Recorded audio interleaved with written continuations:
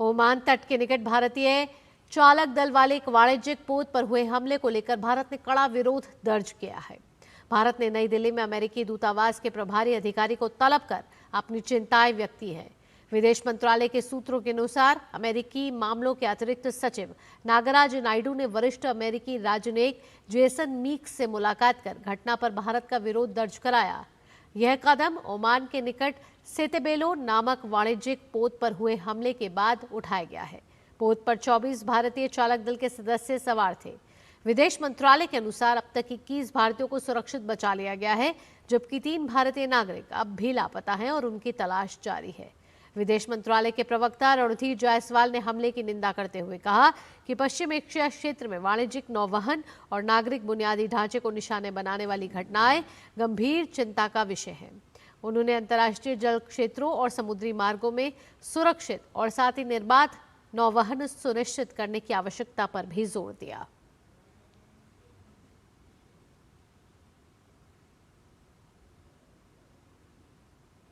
इस समय हमारे संवाददाता अखिलेश सुमन हमारे साथ जुड़ गए हैं ज्यादा जानकारी के साथ। अखिलेश का रुख करते हैं। अखिलेश, जिस तरीके से विदेश मंत्रालय ने चिंता व्यक्त की है और जो 3 भारतीय अभी भी लापता हैं, उसको लेकर आगे की क्या कार्रवाई चल रही है?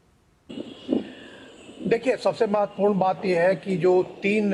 हमारे नाविक जो है अभी भी उनका पता नहीं चल रहा है, उनका पता लगाना सबसे ज़रूरी है। 24 जो सी फेयर थे, नाविक थे, जो उस जहाज़ पे सवार थे जिस पर कि अमेरिका की तरफ से हमला किया गया था, उसमें से 21 लोगों को तो सुरक्षित निकाल दिया गया है, लेकिन 3 नागरिकों का पता नहीं चल रहा है कि वो क्या है, कहाँ है,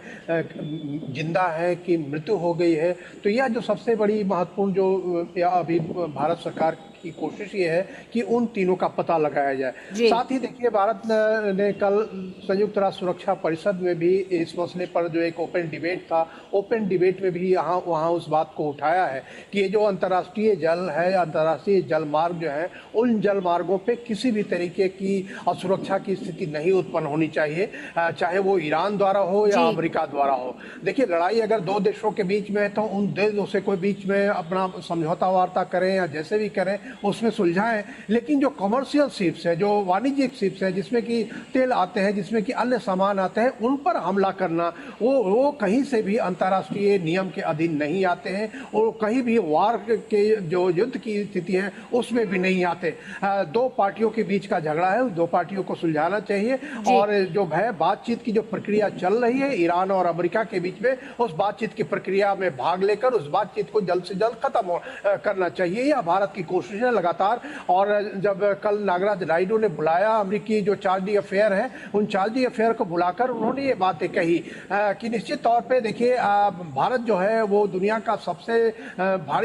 सबसे बड़ी जनसंख्या वाला देश है और भारत की जरूरतें हैं जो बहुत बड़ी हैं और उन जरूरतों के बीच में अगर अंतर्राष्ट्रीय जल मार्ग पे इस तरह की स्थिति आती है कि कभी ईरान हमले करता है, कभी अमेरिका हमले करता है, उन जहाजों पे जो सैनिक जहाज नहीं है, उन जहाजों पे जो उस इलाके में किसी भी तरह के सैनिक हस्तक्षेप में शामिल नहीं है, वो सिर्फ गुजर रहे हैं, तो ऐसी स्थिति में उन पर हमला करना किसी भी पार्टी द्वारा ये जायज नहीं है। और इस बात को सुनिश्चित करने के लिए भारत जो है ईरान को भी पहले कह चुका है, भारत अमेरिका को भी कहा है और इस बात पर मुझे लगता है कि भारत लगातार कायम है और भारत की यही स्थिति है, यही है कि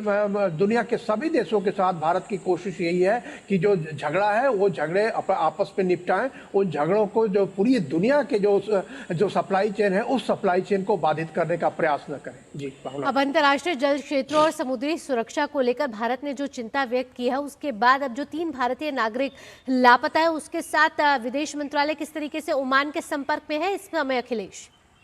देखिए, ओमान के जो अधिकारी हैं, ओमान की जो अथॉरिटीज़ हैं, उन अथॉरिटीज़ के साथ जो वहाँ का हमारा जो दूतावास है ओमान में, ओमान का दूतावास लगातार उनके संपर्क में है और संपर्क में ही नहीं, केवल उनके साथ कोऑर्डिनेट करके उन लोगों का पता लगाने की कोशिश की जा रही है।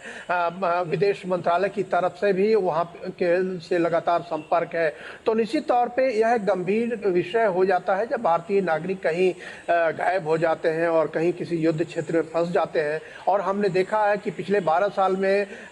जिस तरीके से कहीं भी भारतीय फंसे हैं युद्ध क्षेत्र में या किसी भी अशांति के बीच में, तो उन भारतीय की सुरक्षा को सुनिश्चित करने का प्रयास और सारी कोशिशें भारत सरकार ने की है। विदेश मंत्रालय ने उसमें अहम भूमिका निभाई है। तो निश्चित तौर पे विदेश मंत्रालय जो है इस बार भी अहम भूमिका निभा रहा है कि वो 3 मिसिंग जो है, और जहाँ तक जानती है कि भावना की भारत के तकरीबन 10 से ज़्यादा लोग, करीब 10-11 लोग इस पूरी लड़ाई में मारे जा चुके हैं और अभी 3 मिसिंग हैं, उनका भी पता नहीं चल रहा है। तो सबसे बड़ा जोर अभी यही है कि उनका किसी तरह से पता लगाया जाए और ओमानी जो अथॉरिटीज़ हैं उनका जो प्रयास है, उनके प्रयास के साथ भारत के प्रयास भी लगातार जारी है। इसके साथ जिस तरीके से अमेरिकी दूतावास के प्रभारी को तलब कर दिया है, भारत इस समय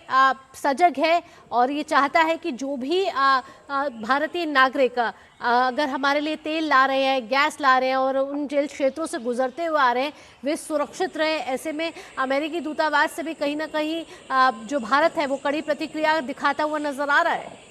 निश्चित तौर पे देखिए, भारत आमतौर पे जो समन करता है वो आमतौर पे सामान्य बातों पे समन नहीं किया जाता है। जब स्थिति गंभीर होती है तभी इस तरह की समन की जाती है, और रात में जब समन किया गया है तो मतलब यह है कि काफ़ी गंभीरता से भारत ने इस बात को उठाया है। और खास करके भारत जो ऐसा देश है जिसने कि लगातार शांति की वकालत की है, लगातार शांति के लिए वार्ता के दौरान बीच में